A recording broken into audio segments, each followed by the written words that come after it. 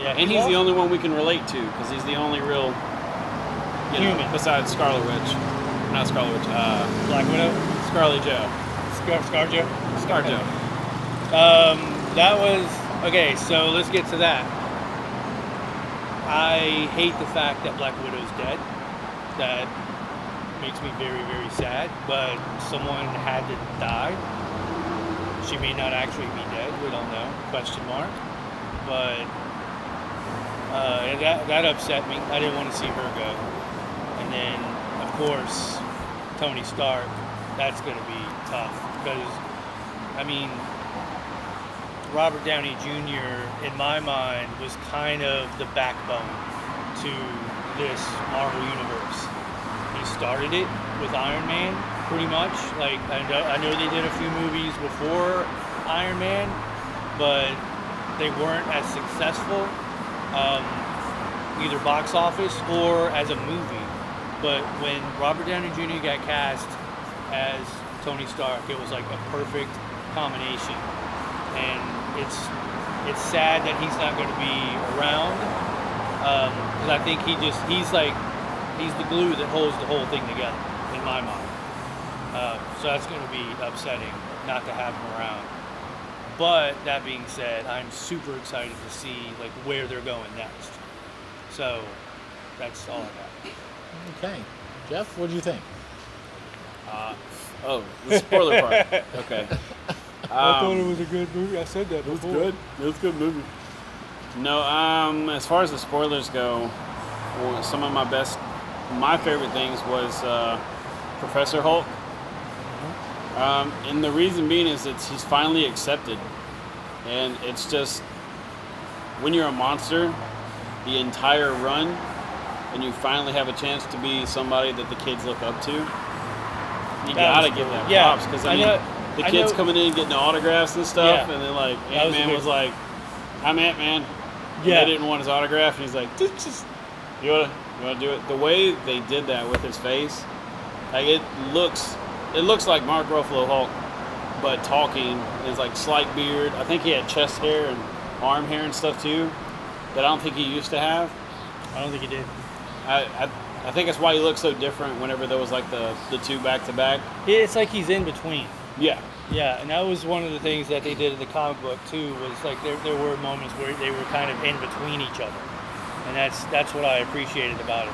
But I didn't hate Professor Hulk. I thought it was cool. It was good for the movie. I just wish there was a little more angry Hulk. That was my problem. Yeah, and that's totally understandable too. And another part that I started thinking about a lot is how he never had a relationship really. He tried to with Black Widow. There was times for it, but you got to think like reserve, like in the back. He was kind of thinking like, "There's no way, no way I could have a relationship because this isn't under control." And for the first time ever, it's under control. So it's like I was happy for him because he finally got to be.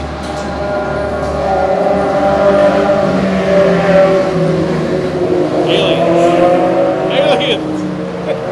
He finally got to be the hero. Yeah. Instead of just like go smash, it was like we need you to do something scientific. We trust you. Yeah, that was good. Because beforehand, like it was kind of a loose cannon thing. Mm-hmm. Love that. I love the fight scenes. Some of my favorite fight scenes were in this movie, and they did a very good job of cohesively tangling everything together. So, spoiler alert, a lot of the movies previously are referenced in this movie. Yeah. Like, some of the most minuscule references are just some of the best, because after you watch it the first time, the amazement's like there, but second and third time you start picking up all the little things that you didn't catch the first time. And one of the best ones was Ant-Man and Wasp. When that movie came out, Scott Lang had to do a lot of talking about how him and Cap, that's what he calls him Cap, because they're pretty close. You know, he was telling her how awesome it was, and she was upset because she didn't get to go. Right. So you finally get a scene with like Ant-Man and Wasp, and they're running off, and Captain America saying, you know, flank left or something like that, or no, get the glove to the kid or something like that. And Wasp finally got to say, "You got it, Cap." And you see like Lane kind of look over, like, You got your You moment. got to say it. I call him that too. That you was, know? and that's one of the things that I love about these movies is the character shit. It's like they really paid a lot of attention to all the previous movies and their characters and how they grew and interacted with each other, like the Captain America and Black Widow. You know, the peanut butter and jelly sandwich scene. So how she cut it? Yeah, it was one of my favorite scenes because it's just those little moments of, you know, just two people talking sometimes. Perfect character stuff. And how she cut it was a reference to Captain Marvel. Yeah, she cut So it they diagonal. fit that in, yeah. So it was a great movie, man. There was a lot of emotions. A lot of stuff at the end was just kind of rip your heart out kind of stuff with literally. Yep. With Tony Stark, and I don't know, will they be able to replace Tony Stark? Probably not. But I don't know if they'll necessarily need to. I don't know if he's gone. He's dead. I don't know if he's gone yet. That's all I'll say. Okay. Here's the thing. I love the movie. I'm going to watch it again. I'm probably going to watch it a lot of times. But that's par for the course with the Marvel movies. I think all of them so far have been worth watching several times. And to this day, you know, if Avengers Infinity War or whatever is on, I'm probably going to stop and watch it because it's on and it's cool. That's just how it is. So, you know, did I love the movie? Yes. Are there things I didn't like? Well, yeah, of course. You know, it's, as I said before, no movie is perfect. And here are the following things that I take issue with. And the great thing about Marvel, you know, or any movie franchise really, is the things that I take issue with may not bother other people at all. You know, and there were so many more things to love about Marvel and this movie and the entire series than there was to dislike or not care for. So it's all been a gift all the way through. And so in your heart, you're like, well, I just know they're going to wrap it up in the big perfect bow just for me. And no series does that. It's just not possible. Here's what I did not care for. Okay? I do not like Professor Hulk. I think I understand why they did it. I even understand why it's necessary. I think it had to be done. I totally get that. You know, so I'm not trying to say, oh, well, they shouldn't have done it. But if you go back and look at the movie, they make sure that Professor Hulk bumps into angry, rage-filled Hulk because nobody watching this movie wants to sit there and watch the Hulk pontificate forever and a day. They want him to break stuff. That's why you watch a Hulk movie, so that he destroys things. The closest approximation I can get is, are you going out of your way to watch movies with Sharon Stone in it? Probably not. Because at some point she was like, well, I'd sure like to play that lawyer or whatever. And they're like, okay, great, Sharon. Are you going to get naked? And they were like, well, no. Yeah, we're probably going to find somebody else. So my point is, people want what they want. And that is just how it is. People want the Hulk to break things. And I love the Mark Ruffalo's Hulk. I love him all the way through, man. But people want to see him get mad. They don't want to see him be a brain. That is a sad reality, but that's just how it is. As far as killing off Captain America, I thought the way they killed him was brilliant. You know, because, you know, I even like the fact that you don't... Captain America didn't die, though. Captain America didn't die? Really? Oh, he's old. Okay, Captain America's dead. Okay, I don't care what they're telling you. What I saw was him dying. Okay, so we can argue about that, you person at home who I can't hear, and me on the other side of the camera who is going to just insist that I'm right anyway. My issue is Captain America got to have a whole history, a whole background, a whole love story and everything with the love of his life, and they said, well, you want to tell us about him? No. Which I think is fantastic. Some things should belong to him, because nothing ever did. Captain America belonged to the entire world. It was about time that he had something that belonged to him and her. And that's it. And that is perfect. Because I am a romantic at heart. That is the kind of thing I'm going to fall for every single time. That right there is what you call good writing. And then he took his shield and gave it to Bird Boy. I hate that guy. I absolutely cannot stand Falcon. Look, it's not the actor. I don't hate him personally, but he flies. Okay, and there's nothing exciting about it. He also shoots stuff. He also shoots stuff. Sometimes he has breakfast. Look, He is, oh, fantastic. He's boring. He's boring. He's boring. That is my problem with the guy, one way or another. Look, here's what it comes down to. When you look at somebody like Chris Evans, who has got star power falling out of his ass. This is a guy who you were compelled to. Yes, it's America's ass. But you know he's got star power more than he knows what to do with. He is compelling. You want to watch him. You want to listen to him. You want to root for him. He actually makes you feel like no real American on earth has ever really made you feel, but you'd like to.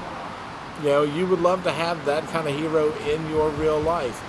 That is who I've been following all this time. That has set, he has set the example. He has raised the bar so incredibly high that if you are going to replace him, and I understand that eventually you do have to replace him because his contract is going to run out, you're going to have to replace him with somebody pretty damn impressive, and so they didn't. Look, I'm sorry, there's nothing about this guy that makes me go, gee, I can't wait to see him be Captain America. That is not my Captain America. And I have a lot of people say, well, yeah, but in the comic, well, I'm not reading a comic right now, am I? I'm at the frickin' movie, you know, and in the movie, I would like for him to be as exciting and compelling as whoever's playing that damn radio in their car right now. That guy is a very exciting and compelling person. And whoever replaces Captain America has to be huge. And this guy doesn't have it. I'm sorry, he just doesn't have it. Now, that is a personal opinion, but there is nothing about him that makes me want to continue to follow him, and that's just how it is. If you're excited about watching it, I totally get that. I support you loving, Falcon and him taking over the role, and you want to see what he's going to do with it.